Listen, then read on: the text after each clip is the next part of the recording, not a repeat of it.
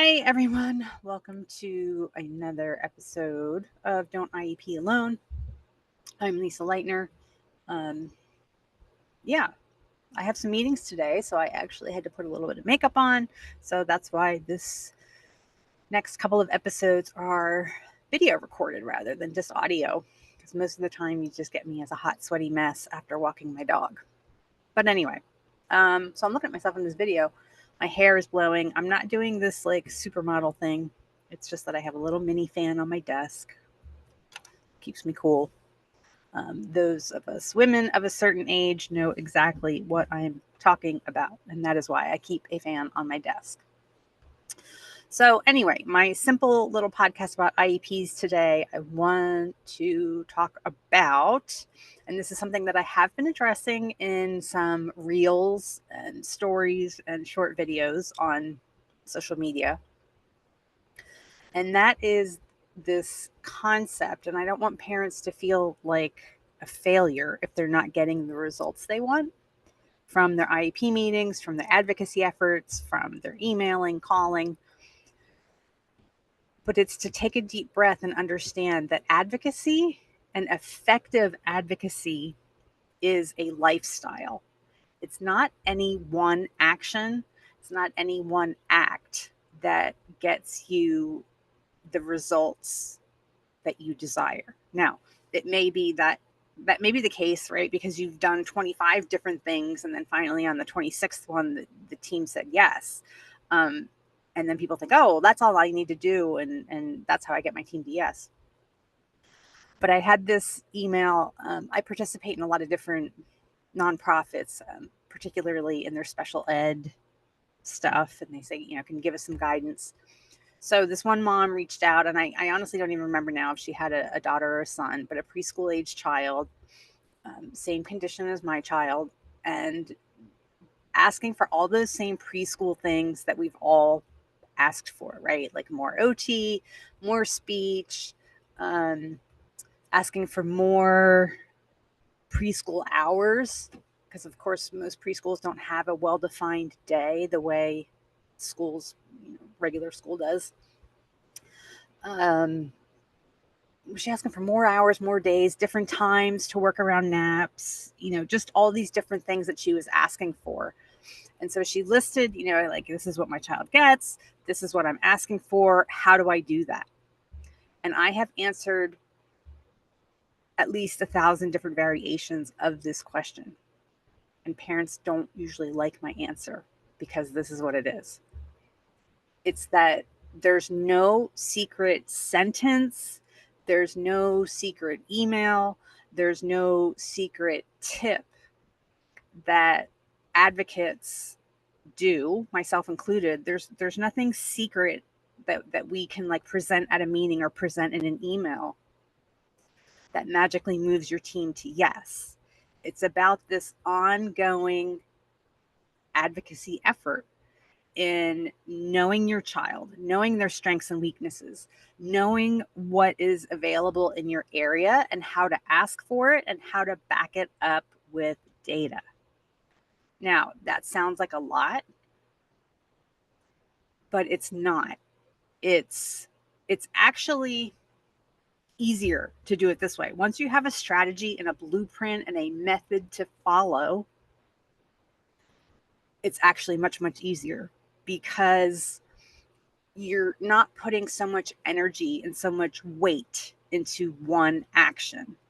It's each email, each IEP meeting, each evaluation, each, every step of the way, that you go on this journey, you're just constantly moving forward, and it doesn't have all of this energy put into like, oh my gosh, my IEP meeting is tomorrow and this is what I'm going to ask for. And if I don't get it, like that's the end of the world and all that. And it's not. You're going to be told no, right? I can help you move your IEP team to yes, and that's exactly what Don't IEP Alone Academy does. But you're still going to hear no. I still hear no. Everybody hears no. That's part of advocacy. Teams shouldn't say yes to every single parent request. That's not reasonable either. It's about having the data, having the documentation, and being able to make the case that this is what my child needs, and also the part that most parents miss, what you're offering for my child is not appropriate for them. And that's not always so easy to prove either. Anyway, just keep that in mind as we head into the school year. Again, there's no one answer, there's no one act. A solid IEP, a robust IEP that meets a child's needs and that is implemented with fidelity does not happen at one meeting. It doesn't happen because of one email. It happens because of ongoing, sustained advocacy efforts, a little bit every week. And again, once it becomes a lifestyle, and once emailing your team and doing all the CYA stuff, as we say, another acronym. Does everybody know what that acronym is? I hope. Cover your ass.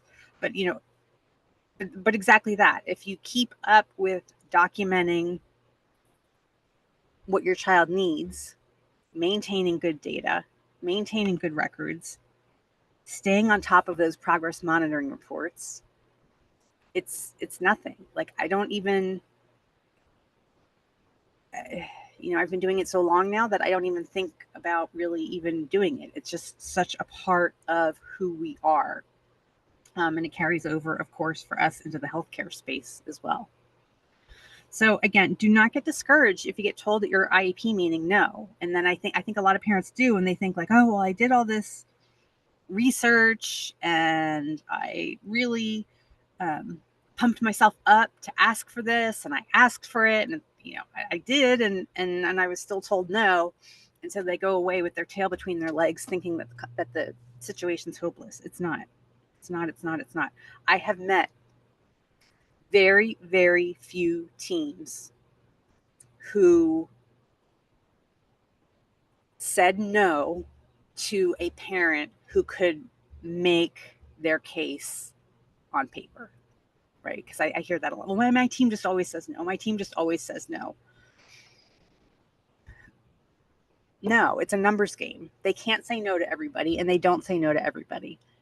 So they say no to those they know can't prove it and who can't hold them accountable to what they're asking for, what they're providing. Okay. I have met very few school districts who, when presented with a pile of meaningful data and documentation, still say no. It just doesn't happen. Anyway, check out don'tiePalone.com, new site. It's in the works. It's up, but it's still a little rusty. But check it out. And I'm really excited about the fall schedule. There are some really fantastic guest speakers coming up. I put out a survey to the existing participants and asked them what they wanted to cover in the fall, and I got a lot of great feedback. That is one of the cool things about Don't IEP Alone Academy, is that it is participant driven, right? There's over 100 sessions in there, and I share my advocacy strategy of moving your team to yes, but that's just one component of the academy. The deep dives, the guest speakers, all that stuff is based on what participants want to see and hear. So anyway, have a great rest of your day and tune in next time.